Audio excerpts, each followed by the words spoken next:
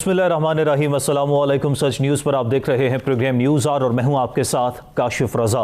Programme में सबसे पहले शामिल कर लेते हैं टॉप स्टोरीज।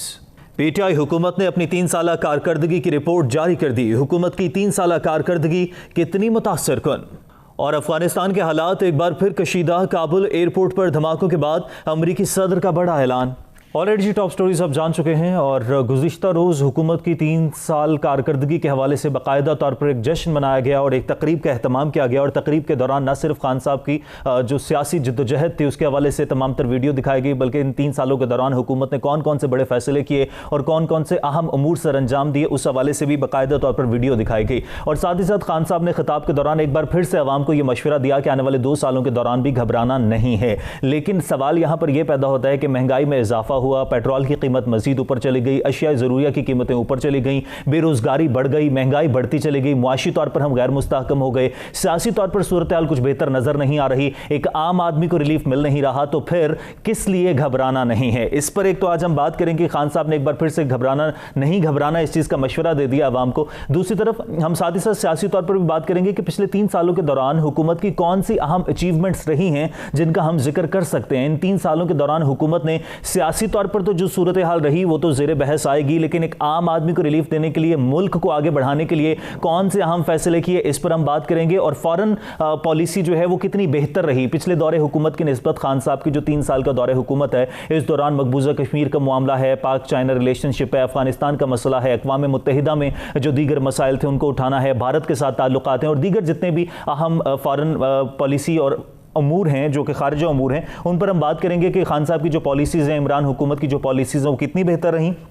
और साथ ही साथ हम ज़रा सियासी तौर पर गहमा गहमी की भी बात करेंगे कि पिछले 3 साल के दौरान जो पार्लियामेंट जिस तरह से चलती आ रही थी, क्या आने वाले 2 सालों में भी पार्लियामेंट इसी तरह से चलेगी या हुकूमत को स्ट्रैटेजी बदलनी पड़ेगी। क्योंकि इन 3 सालों के दौरान हुकूमत और अपोजिशन हमें एक दूसरे के सामने नजर आए, किसी भी मामले पर एक पेज पर नजर नहीं आए, तो क्या कोई स्ट्रैटेजी बदलेगी या पार्लियामेंट इसी तरह से आगे 2 साल भी यूं ही चलती जाएगी। इसके साथ साथ हम इसी सेगमेंट के आखिर में सियासी तौर पर अभी तक जो डेवलपमेंट्स हो रही हैं उसको ज़ेरे बहस लाएंगे, क्योंकि खबरें ही आ रही हैं ज़राए के मुताबिक नून लीग के कुछ लोगों के साथ पाकिस्तान पीपल्स पार्टी राबते बहाल कर रही है, यूसुफ रज़ा गिलानी से मुलाकातें भी हो रही हैं। तो ये जो सियासी तौर पर एक बड़ी तब्दीली आ रही है ऑपोजिशन की 2 बड़ी जमातों में, तो क्या एक बार फिर से तब्दीली होने जा रही है। नून लीग और पाकिस्तान पीपल्स पार्टी के अराकीन में जो राबते चल रहे हैं, खासतौर पर नून लीग के जो MNAs और MPAs उनके हवाले से खबरें आ रही हैं कि राबते हो रहे हैं, तो इस पर भी हम बात करेंगे और कुछ हुकूमत की मजीद कारकर्दगी के हवाले से भी डिस्कशन होगी। और इस सारी सूरत हाल पर बात करने के लिए मुझे ब्रेक के बाद इम्तियाज गुल साहब ज्वाइन करेंगे, सीनियर साफी, सीनियर तजज़ियाकार हैं।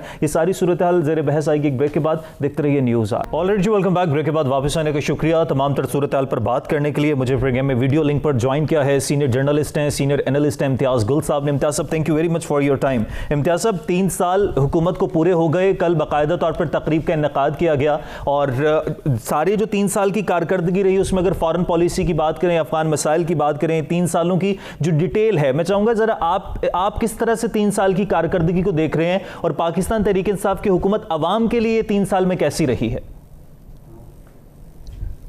देखिए, मेरा ख्याल है वज़ीर आज़म ने, उनके वज़रा ने बड़ी तफसील के साथ अपनी कारकर्दगी लोगों के सामने रखी है। बल्कि आज भी मेरा ख्याल है कहीं प्रेस कॉन्फ्रेंस वगैरह हुई जिसमें 6, 7, 8 वज़रा ने मिल के उस कारकर्दगी का जायज़ा पेश किया। लेकिन ज़ाहिर है कोई 2-3 साल में कारकर्दगी उस तरह सामने नज़र नहीं आती है जिस तरह आवाम चाहते हैं। आवाम का फौरी मसला कीमतें होता है, महंगाई होता है। अगर उनको महंगाई नज़र आती है तो ज़ाहिर है मुश्किल में पड़ जाते हैं। अगर गैस बिजली की कीमतें बढ़ जाती हैं तो उससे उनके बजट पे बराह रास्त असर पड़ता है और ज़ाहिर है कोई भी आम आदमी, जो महदूद आमदनी के लोग हैं, वो खुश नहीं होते। और कुछ यही सूरत हाल है गुज़िश्ता 2-3 बरसों से, क्योंकि उसमें फेडरल बोर्ड ऑफ रेवेन्यू और अब जो ब्यूरोक्रेसी है उसने जो अपना रिवायती तरीका है वो नहीं छोड़ा। और वो ये है कि किस तरीके से आदाद शुमार का हेर फेर करके हुकूमत को वो दिखाते हैं कि हमने अपने टारगेट्स हासिल कर लिए हैं। लेकिन एक बात ज़रूर है कि जो भी थोड़े बहुत इस्लाहात का अमल जारी है वो उसके असरात 2-3-4 साल के बाद ही सामने आते हैं। जो 70-72 बरसों से एक निज़ाम चला आ रहा है वो इतना उसमें ज़्यादा वेस्टेड इंटरेस्ट मुलविस हो जाता है कि उसको उखाड़ना बहुत मुश्किल होता है। लेकिन 3-4-5 साल के बाद शायद पता चले। इसका जो असेसमेंट है, इसका मीज़ानिया मौजूदा हुकूमत की कारकर्दगी का, उसका मेरे ख्याल असल मीज़ानिया 2-3 साल के बाद ही पता चल सकेगा। ठीक है इम्तियाज़ साहब, इन 3 सालों के दौरान आप भी तमाम तर टेन्योर देखा है, आपने पिछली हुकूमतों का भी टेन्योर देखा, नून लीग थी या उससे पहले पाकिस्तान पीपल्स पार्टी थी। अगर हम 3 सालों की बात करें तो इमरान खान जो हुकूमत थी, उनको कौन कौन से बड़े चैलेंजेस थे जिनका इन 3 सालों के दौरान सामना रहा, और क्या उन चैलेंजेस पर काबू पाने में कामयाब हुई है ये हुकूमत? देखिए, सबसे बड़ा चैलेंज तो वही था कि आप $20 अरब का खसारा था, उसमें तो किसी को कोई शक नहीं है। जब ये हुकूमत आई थी तो 19 या 20 अरब डॉलर के बराबर तजारती खसारा था, जो कि बहुत बड़ी रकम है किसी भी ऐसे मुल्क के लिए जिसकी अपना टोटल बजट जो होता है, वो जो GDP जिसको कहते हैं, वो कोई 300 अरब डॉलर हो। तो उसमें तो नुमायां कमी आई बिलाशुबा। इस तरह जो इंडस्ट्रीज वगैरह है उनका पहिया भी चला है, लेकिन उसके असरात बहरहाल हमें कुछ अरसे के बाद ही नज़र आएंगे। आप लार्ज स्केल मैन्युफैक्चरिंग देख लें, जो इंडस्ट्री है वो इस वक्त काफ़ी ज़ोरों पे चल रही है। टेक्सटाइल सनत जो है वो भी मेरा ख्याल है उसके ऑर्डर्स उसको इतने मिले हुए कि वो अपने ऑर्डर्स पूरे नहीं कर सकते। हमारी फैसलाबाद में, गुजरात वगैरह में, कराची में बात होती रहती है, तो वो तो राउंड द क्लॉक काम कर रहे हैं। अब वो किस हद तक ये तमाम तरफ आदाद शुमार आवाम को ये बावर कराने में कामयाब साबित होते हैं कि बाकी उनकी तवील मायाद फलाह बहबूद के लिए काम हो रहा है, ये बहुत मुश्किल है। गरीब आदमी का फौरी मुतमईन नज़र होता है कि उसके पास उसको रिलीफ मिली है या नहीं मिली है। और जो इस्लाहात का जहाँ तक ताल्लुक है, सबसे बड़ा चैलेंज उसमें ब्यूरोक्रेसी रही है। दूसरा बड़ा चैलेंज ख़ुद वज़ीर आज़म के इर्द गिर्द ऐसे वज़रा थे, ऐसे मुशीर थे जो कि जिनकी परवरिश हुई है इस स्टेटस को में, यानी जो कि बराह रास्त इस निज़ाम से मुस्तफ़ीद हुए हैं, लिहाजा उनकी कोई ऐसी ख्वाहिश नहीं थी कि इस निज़ाम को रियली तब्दील किया जाए। कोविड की वजह से तो धचका बहुत लगा था, लेकिन अच्छाई उसकी ये हुई कि उसकी वजह से बहुत सारा डॉक्यूमेंटेशन का काम हुआ है, जो कि शायद मज़ीद 6-7 साल लग जाने थे। यानी हम डॉक्यूमेंटेशन में, ऑनलाइन बिजनेस में अभी भी बाकी दुनिया से बहुत पीछे हैं। और कुछ थोड़ा सा हमने गैप कवर किया है, जबकि कोरोना की वजह से लोगों को मजबूरन घरों में बैठ के अपने कारोबार करने पड़े। बैंकों की ऑनलाइन बैंकिंग काफ़ी बड़ी है, ऑनलाइन सर्टिफिकेट्स वगैरह जो हैं जिस तरह जारी होना शुरू हुए हैं मुख्तलिफ मदों में, तो वो मेरा ख्याल है कि एक नागहानी आफत आई थी, उसका कुछ ना कुछ फ़ायदा पाकिस्तान की मईशत की वजह से थे, और गवर्नेंस के शोबे हैं उसकी डॉक्यूमेंटेशन में।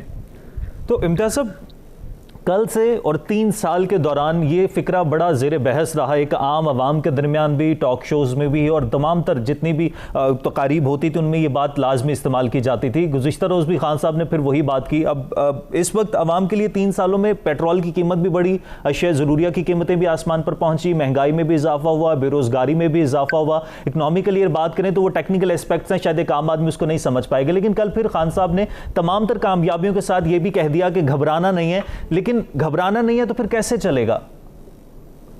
तो देखिए, वज़ीर आज़म के पास क्या है सिवाय इसके कहने के लोगों को तसल्ली दे के घबराए नहीं। यानी उनके पास, पाकिस्तान के पास इतने माली वसाइल तो हैं नहीं हैं कि हर पाकिस्तानी के लिए घर बनाया जाए, कि हर पाकिस्तानी को 50-50 लाख का कर्जा दिया जाए। एक महदूद वसाइल का मुल्क है, उसका वज़ीर आज़म आप ये तो नहीं कह सकते कि हालात बड़े ख़राब हैं, बस आप मुझे तंग ना करें। वो जो उनके जहन में आता है वो कह देते हैं, लेकिन ये तो हम पाकिस्तानियों को, जो भी तजिया निगार हैं, जो एंकर्स हैं, जो लिखने वाले हैं, उनको ख़ुद भी हकीकत पसंदी की नज़र से देखना चाहिए कि 3 साल के दौरान कॉस्ट कटिंग कितनी हुई है, कितने गैर ज़रूरी अखराजात कम हुए हैं। वो अखराजात जो कि साबिक़ा वज़ीर आज़म किया करते थे, अपने अलनो तल्लो में गैर मुल्की दौरों पर वो लगाते थे, उसकी वजह से बहुत सारे मीडिया से ताल्लुक़ रखने वाले लोग, उनके बहुत सारे दोस्त अहबाब भी उससे मुस्तफ़ीद होते थे। 200-200 लोगों का वफ्द बैरूनी दौरों पे ले जाया जाता था। तो वो काम कम से कम कम हो गए हैं, और वो वसाइल शायद वो आवाम की फलाह बहबूद की तरफ डाइवर्ट हो रहे हैं। लेकिन इम्तियाज साहब, अगर देखा जाए, कल जैसे खान साहब ने कहा कि जब हमें हुकूमत मिली थी तो हमारी टीम ना तजुर्बाकार थी, correct me if I am wrong, लेकिन उनकी टीम में खान साहब के विजन पर कोई डाउट नहीं है। खान साहब बिल्कुल चाहते हैं कि पाकिस्तान तरक्की करे, आम आदमी को रिलीफ भी मिले, लेकिन जो टीम की बात की जाती है, टीम में तो वही लोग शामिल हैं जो मुख्तलिफ दौर में मुख्तलिफ पार्टियों के साथ रहे हैं, तो फिर टीम ना तजुर्बाकार कैसे थी? या टीम की वजह से ही टीम ही खान साहब को ले डूबी?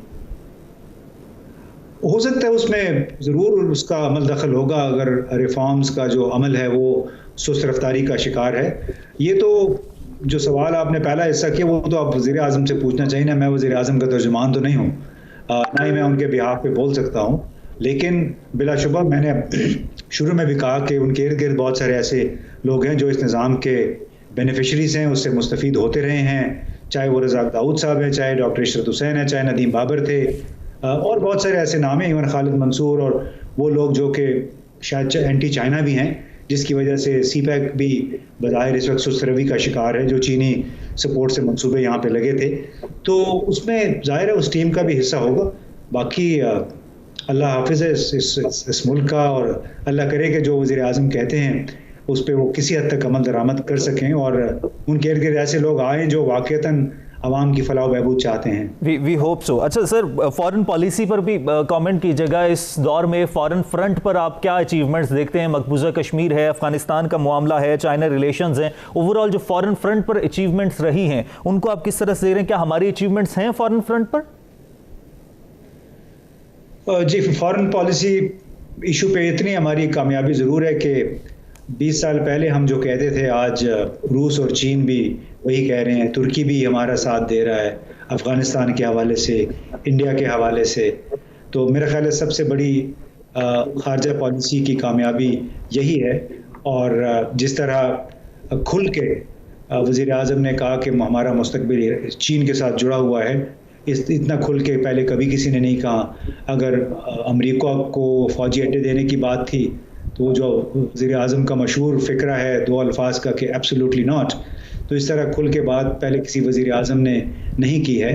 तो मेरा ख़्याल है जो हैसियत मजमूई पाकिस्तान अगर 5-6 साल पहले जो एक लिहाज से तन्हाई का शिकार था, वो तन्हाई खासी हद तक ख़त्म हो गई है और उसमें तमाम जो बड़े ममालिक हैं वो पाकिस्तान से कंसल्ट कर रहे हैं। पाकिस्तान का कई मामलात तो उन्होंने साथ भी दिया है, चाहे वो अफ़गानिस्तान हो, चाहे ईरान का मसला हो, चाहे वो क्लाइमेट इशूज़ जैसे मसाइल हैं। तो उसमें मेरा ख़्याल है कि जो पाकिस्तान की महदूद कैपेसिटीज़ हैं उसके मुताबिक ख़ारजा पॉलिसी पे कोई बुरी कारकर्दगी नहीं है। और जो पाकिस्तान ने मौक़िफ़ इख्तियार किए रखा है ख़ास तौर पे अफ़गानिस्तान से के हवाले से, इंडिया के हवाले से, वो तो अमेरिका के साबिक़ सदर हैं रायान क्रॉकर, जो पाकिस्तान में भी थे, अफ़गानिस्तान में भी वो सफ़ीर रहे और इराक़ में भी रहे। उन्होंने अपने हालिया 21 अगस्त को एक मज़मून लिखा और उसमें उन्होंने कहा कि जो पाकिस्तान के ऑफिशियल्स उनसे कहा करते थे आज से 15 साल पहले, तो वो बातें सही साबित हो रही हैं। काश कि हमने पाकिस्तान की बातें सुनी होती। तो एक इंतहाई अहम शख्सियत है, बहुत आला ओहदों पे और वॉर जोन्स में उन्होंने काम किया हुआ है, और अगर वो ये बात कर रहे हैं तो इससे ज़ाहिर होना चाहिए कि पाकिस्तान की पिछली हुकूमतें और ये भी उनकी ख़ारजा पॉलिसी, चूँकि बड़े महदूद से पैमाने हैं, भारत है, अफ़गानिस्तान है और अमेरिका है, तो उस हवाले से जो पॉलिसी इख्तियार की रखी वो इतनी बुरी नहीं थी। आप खुद देख लें कि अमेरिका के अंदर इस वक्त जो बाइडन के साथ क्या हो रहा है। उनकी एक साबका CIA के अफसर ने ये कहा कि उसामा बिन लादेन को असल में अफ़गानिस्तान वो हमारी ख्वाहिश पे भेजा गया था, हमने उसको सूडान और सोमालिया में रहने नहीं दिया और उनसे हमने कहा कि इसको इधर भेज दें, यहाँ हमें कोई इश्यू नहीं है। ये 2 दिन पहले अमेरिका में एक वेबिनार में ये बातें हुई हैं और वो स्टेशन ऑफिसर थे अफ़गानिस्तान में, पाकिस्तान में और कई और मुल्कों में भी रहे थे, मिल्टन बेडन उनका नाम है। तो इसलिए जो बातें अब अमरीकी सर जॉर्ज बुश ने की हैं, जो अभी बाइडन कह रहे हैं, ज़रूरी नहीं है कि हम उनसे इत्तेफाक करें। हमें, मैं समझता हूँ कि सब पाकिस्तानियों को अपनी ख़ारजा पॉलिसी पे, अपने जो हमारे कौमी मफादात हैं उस पर ज़्यादा तवज्जो देनी चाहिए, उसको ज़्यादा हकीकत पसंदाना अंदाज में उसका जायजा लेना चाहिए। ठीक है इम्तियाज़ साहब, बहुत शुक्रिया आपके वक्त का, आप हमारे साथ मौजूद रहे और तमाम तर सूरत पर बात कर रहे थे। हुकूमत की 3 साल कारकर्दगी की अगर बात करें तो इम्तियाज़ साहब के अकॉर्डिंग तो जिस तरह से सिचुएशन पहले थी उसके बाद इसी तरह से सिचुएशन चल रही है। पाकिस्तान माली तौर पर जो है वो खसारे में है और एक आम आदमी को रिलीफ देने के लिए हुकूमत कहीं ना कहीं कोशिशें कर रही है। लेकिन अब ग्राउंड रियलिटीज़ की बात करें तो ग्राउंड रियलिटीज़ हमें कुछ मुख्तलिफ नज़र आती हैं और हुकूमत हमेशा से ही अपनी कारकर्दगी के हवाले से मुस्बत पैगामात ही देगी और बाकायदा तौर पर वो तो जश्न मनाएगी। ये तो अपोजिशन या एक आम आदमी या जो तज्जियाकार हैं वो ये बेहतर तरीके से जानते हैं और बता सकते हैं कि हुकूमत की 3 साल कारकर्दगी किस तरीके से रही है। ब्रेक लेते हैं, ब्रेक के बाद वापस आएंगे। वापस आने के बाद खारजा महाज पर हुकूमत कामयाब तो बहुत रही है, लेकिन फिल वक्त जो अफगानिस्तान का मसला चल रहा है उसमें पाकिस्तान का बड़ा अहम किरदार रहा है। लेकिन अफगानिस्तान में तालिबान जब से काबिज हुए हैं, तालिबान जब से आए हैं वहां पर, उसके बाद से सिचुएशन काफ़ी बदली है और धमाके भी हुए हैं। इस पर हम बात करेंगे एक ब्रेक के बाद। देखते रहिए News R. Alright ji, welcome back. Break के बाद वापस आने का शुक्रिया। अफगानिस्तान में सूरत हाल तब्दील होती जा रही है। गुज़िश्ता रोज़ एक अफसोसनाक डेवलपमेंट हुई जब काबुल एयरपोर्ट पर धमाका हुआ और उस धमाके के हवाले से दाइश खरासान ने उसकी जो है उसकी जिम्मेदारी भी कबूल कर ली है। लेकिन इसके बावजूद अमरीकी सदर बाइडन की तरफ से व्हाइट हाउस में जो खिताब किया गया, मीडिया ब्रीफिंग दी गई, उन्होंने कहा कि काबुल एयरपोर्ट पर धमाकों के हवाले से दाइश और तालिबान के दरमियान गठजोड़ के कोई शवाहिद नहीं मिले हैं। उन्होंने कहा कि हमले के जिम्मेदार जहाँ कहीं भी हुए उन्हें ढूंढ निकालेंगे और उन्हें इस हमले की कीमत अदा करने पर मजबूर करेंगे। उनका यह भी कहना था कि हम काबुल एयरपोर्ट पर हमले के जिम्मेदारों को अपनी ताकत से और अपनी मर्जी के मकाम पर भरपूर जवाब देंगे। जिस तरह से सिचुएशन तब्दील हो रही है, अब तालिबान के अकॉर्डिंग अफगानिस्तान में आम मुआफ़ी का ऐलान भी किया गया, उसके बावजूद लोग अफगानिस्तान से निकलना चाह रहे हैं। एक तो यह सबसे अहम सवाल है कि जब वहां पर आम मुआफ़ी का ऐलान किया गया है और सूरत हाल बेहतर है तो फिर वहां से लोग निकलना क्यों चाह रहे हैं? काबुल एयरपोर्ट पर सिचुएशन इतनी स्वेयर क्यों है जबकि बाकी तमाम अफगानिस्तान में और काबुल में सिचुएशन इतनी खराब नहीं है? एक तो इस पर बात करेंगे। दूसरी तरफ अमरीका ने जो कहा है कि वो इनखला कर लेगा 31 अगस्त तक, क्या मुमकिन हो सकेगा कि 31 अगस्त तक अमरीकी फौज का इनखला हो सके? और अगर इनखला नहीं होता तो उसके बाद फिर सिचुएशन क्या होगी? और साथ ही साथ जो पंजशेर का मामला था उस पर कहा यह जा रहा है कि अमन मुआहिदा हुआ है। इस अमन मुआहिदे की टर्म्स क्या हैं, किन असूलों और जवाबित पर यह मुआहिदा किया गया है और खासतौर पर क्या जो सियासी धड़े हैं उनको तालिबान हुकूमत साजी में शामिल करेंगे? यह भी बड़ा अहम सवाल है, इस पर भी जरा बात करेंगे क्योंकि पाकिस्तान से सहाफ़ी जो वहां पर मौजूद हैं वही हमारे साथ मौजूद होंगे, उनसे सारी सूरत हाल भी जानेंगे और साथ ही साथ पाकिस्तान के हवाले से भी बात करेंगे कि पाकिस्तान के हवाले से जो अहम फैसला किया गया है कि जो भी वहाँ पर लोग मौजूद हैं उनको पाकिस्तान, यहाँ पर हज़ारों साथियों को पाकिस्तान लाने का फैसला किया गया अमरीकी और इत्तेहादी अफवाज के साथ। तो कराची से आने वाले मुसाफिरों की रिहाइश, सिक्योरिटी का बंदोबस्त सिंध हुकूमत करेगी, जबकि इस्लामाबाद एयरपोर्ट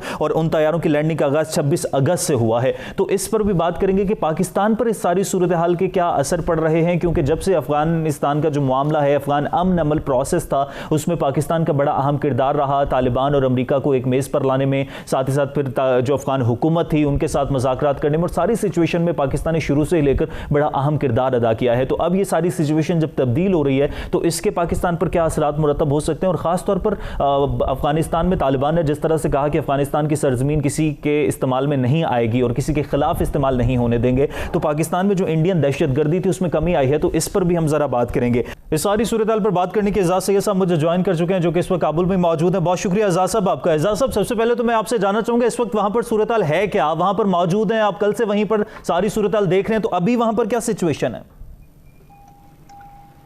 जी, इस वक्त मैं एयरपोर्ट के इलाके में मौजूद हूं और यहाँ पर सूरत हाल ये है कि आज जुम्मा है, छुट्टी का दिन है और छुट्टी के दिन वैसे भी लोगों का रश होता है, लेकिन जो वाकया हुआ है, जो कल वाकयात हुए हैं उसकी वजह से शहर में एक अफसरदगी है, परेशानी है, लोग भी डरे हुए हैं। इस वजह से लोग उस तरफ आ नहीं रहे। एयरपोर्ट पर जाने वाले जो रास्ते हैं उन्हें तालिबान ने गाड़ियां लगाकर बंद कर दिया हुआ है। ट्रैफिक का भी इतना रश नहीं है।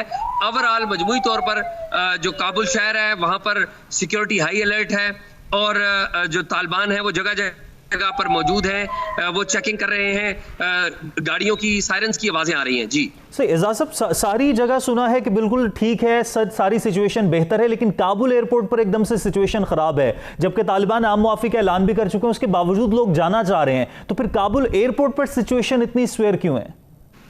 जी, काबुल एयरपोर्ट पर सिचुएशन के स्वेयर होने की वजह यह है कि पूरे अफगानिस्तान से जो भी पढ़े लिखे लोग हैं, जो भी लोग जो समझते हैं कि तालिबान अगर आ गए तो इतने सख्त सज़ाएं मुतारफ़ करवाएंगे, इतने सख्त माशरती निज़ाम मुतारफ़ करवाएंगे जिसे वो कबूल करने के लिए तैयार नहीं है।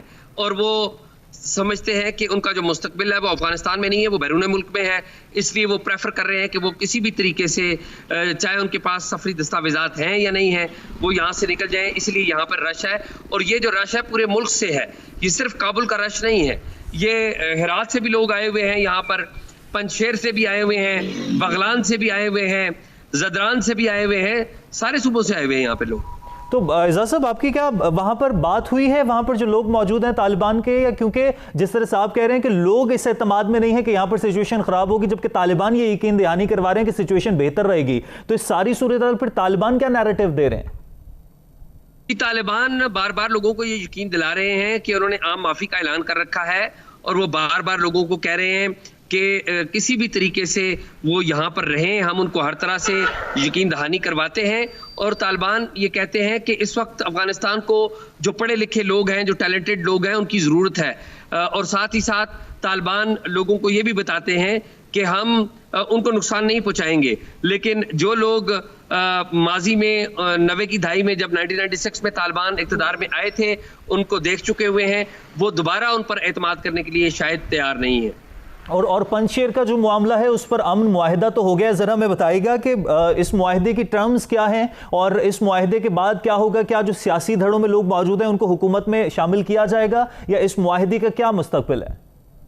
जी, अभी पंजशेर के इलाके में अमन मुआहिदा नहीं हुआ, अभी सिर्फ इस बुनियादी बात पर इत्तफाक हुआ है कि जो तरफैन हैं, यानी कि तालिबान और पंजशीर के इलाके के लोग जो मज़ामत कर रहे हैं, वो एक दूसरे पर अटैक नहीं करेंगे। अभी मुज़ाकरात दोनों अतराफ पर हो रहे हैं, और इस हवाले से जो मुख्तलिफ नुकात हैं, तालिबान के भी कुछ मुतालबात हैं, और पंजशीर के लोगों के भी कुछ मुतालबात हैं। अहमद मसूद की सरबराही में वहाँ पर जो पॉलिटिकल धड़ा है, उसके भी कुछ मुतालबात हैं। तो वो मुज़ाकरात अलग से हो रहे हैं, उनको खलील हक्कानी देख रहे हैं, और खलील हक्कानी सुलह का जो मामला है उसको देख रहे हैं। जो हुकूमत की फॉर्मेशन है वो एक अलग मामला है, उसके लिए अलग से जो कोशिशें हैं वो भी की जा रही हैं। और पंजशेर का तालिबान ने मुहासरा किया हुआ था, वो अभी तक मुहासरा कायम है या ख़त्म कर दिया गया है फिर इस बातचीत के बाद? जी, बातचीत जारी है, लेकिन मुहासरा भी अपनी जगह पर कायम है। ताहम दोनों जो फ्रीकैन हैं वो इस बात पर इत्तफाक कर गए हुए हैं कि दोनों एक दूसरे पर हमला नहीं करेंगे। और अमरीकी फौज जो इनखला चाह रही है, अमरीका की जानिब से कहा गया कि 31 अगस्त तक इनखला हो जाएगा, मुमकिन देख रहे हैं आप वहां पर रियलिटी में कि ये खतरा मौजूद रहेगा, या इनखला हो पाएगा 31 अगस्त तक? 31 अगस्त तक इनखला होना मुमकिन नहीं होगा, मुकम्मल होना, क्योंकि थ्रेट बहुत ज़्यादा प्रिवेल कर गया हुआ है। इसी वजह से CIA के जो चीफ थे वो पिछले दिनों आए थे, मुल्ला ब्रदर से उन्होंने मुलाकात की थी और दरख्वास्त की थी कि वो जो इवैक्यूएशन का जो टाइम है 31 अगस्त उसको एक्सटेंड कर दें, लेकिन हमारी इतलात के मुताबिक वो टाइम एक्सटेंड नहीं किया गया था उस वक्त। तो अगर ये इनखला नहीं होता तो इसके फिर पाकिस्तान पर एजाज साहब क्या असरात मुरतब हो सकते हैं? क्योंकि पाकिस्तान ने भी ये फैसला किया है कि तमाम तर अमरीकी और इत्तेहादी अफवाज के जो हज़ारों साथी हैं वो पाकिस्तान आएंगे। पाकिस्तान ने इस हवाले से जो फैसला किया है, मुझे यकीन है कि मंसूर अहमद जो पाकिस्तान के सफ़ीर है यहाँ पर, वो तालिबान से भी राब्ते में है और बाकी स्टेक होल्डर्स से भी राब्ते में है। तो मेरा नहीं ख्याल कि पाकिस्तान इस तरह का कोई अनाउंसमेंट तालिबान की अप्रूवल के बगैर कर सकता है। सही। एजाज साहब, दूसरी तरफ ये बताएगा कि तालिबान के आ जाने से जो इंडियन दहशतगर्दी थी पाकिस्तान में वो कम हुई है। अब इंडिया हमेशा से चाहता रहा है कि अफगानिस्तान की सरजमीन भी इस्तेमाल करे, तो इस हवाले से भी कुछ पेशरफ्त है? देखिए, जो इंडिया के हवाले से बात आप कर रहे हैं, तालिबान ने यकीन दहानी कराई है कि उनकी सरजमीन किसी मुल्क के खिलाफ इस्तेमाल नहीं होगी। और इस हवाले से अगर हालिया जेल ब्रेक देखा जाए तो TTP के लोग पुरानी रजीम ने भी गिरफ्तार किए हुए थे। तो और आल्दो के पुरानी रजीम क्या जो अमलदारी थी वो पूरे अफगानिस्तान पर नहीं थी। तो मेरा नहीं ख्याल कि काबुल में बैठी कोई भी हुकूमत ये बात अफोर्ड कर सकती है कि वो पाकिस्तान में दहशतगर्दी करे। तालिबान ने तो इस वाले से वाज़ेह यकीन दहानी करा दी है। और एजाज साहब, तालिबान ने यह भी तो कहा कि भारत किसी भी हमारे मामले में दखल अंदाजी मत करे, हमारे अपने मामलात हम खुद हुकूमत चलाएंगे। और साथ ही साथ अब्दुल्ला हिकमत यार गुलबदीन और इन तमाम लोगों को भी कहा गया कि वो भी हुकूमत में शामिल होंगे। देखिए, अब्दुल्ला हिकमत यार और हामिद करजई ये वो 3 असहाब हैं जिनके के ऊपर मुश्तमिल वो कौंसल, एग्जीक्यूटिव कौंसल कायम की गई थी, जो कि अफगान हुकूमत की निगरानी कर रही है कागजों में। अमली तौर पर तालिबान उसकी निगरानी कर रहे हैं। अभी इस वाले से बातचीत हो रही है। ऐसा बताया जा रहा है कि एक बड़ी कौंसल बना दी जाएगी जिसमें इन हजरात को अकोमोडेट किया जाएगा। शायद इनको फॉर्मली मिनिस्ट्रीज दे के हुकूमत का हिस्सा नहीं बनाया जाएगा। और ये जो ब्लास्ट हुआ है, दाइश ने इसकी जिम्मेदारी कबूल की है। अमेरिका इस हवाले से कह भी रहा है कि हम एक्शन लेंगे। वहां पर तालिबान भी इस हवाले से कमेटी तश्कील दे चुके हैं। 31 अगस्त से पहले कोई रिएक्शन आ सकता है कि उसके बाद कुछ मुतवक्के है इस हवाले से दाइश के खिलाफ कोई रिएक्शन? देखिए, दाइश के खिलाफ अमेरिका ने भी कार्रवाई की थी और माजी में तालिबान ने भी दाइश के खिलाफ एक पूरी कैंपेन चलाई थी ताकि उसको कर्ब किया जा सके। मौजूदा जो तालिबान हुकूमत फॉर्म होने जा रही है, उसको जो सबसे बड़ा चैलेंज होगा वो दाइश की तरफ से ही होगा। और इस हवाले से खुद तालिबान के जो ज़ोमा हैं वो बात करते रहे हैं और उस बात का एतराफ़ करते रहे हैं। और हमारी इत्तलात के मुताबिक वो इस चैलेंज से ना सिर्फ आगाह हैं बल्कि इसको कंट्रोल करने के लिए मुख्तलिफ इक़दाम भी कर रहे हैं। सही। एजाज साहब, आखिर में बस ये बता दीजिएगा, इस सारी जो सिचुएशन चल रही है पाकिस्तान पर इसके क्या असरात मुरतब हो सकते हैं और पाकिस्तान अब मजीद इसमें क्या किरदार अदा कर सकेगा?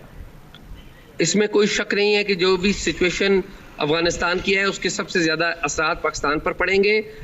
अगर सिचुएशन ठीक होती है, हालात कंट्रोल में रहते हैं, यहाँ पर से गैर जो मुल्की तंजीमें हैं या वो तंजीमें जो जिन पर एतराज़ात होते रहे हैं अस्करियत पसंदी के हवाले से, अगर वो कंट्रोल में रहीं, उन पर तालिबान ने कंट्रोल रखा और इस बात की श्योरिटी रखी कि वो किसी भी पड़ोसी मुल्क में कार्रवाई नहीं करेंगी जिस तरह के तालिबान कह रहे हैं, तो फिर पाकिस्तान पर अच्छे असरात मुरतब होंगे। दूसरी सूरत में हालात हमारे और आपके सामने।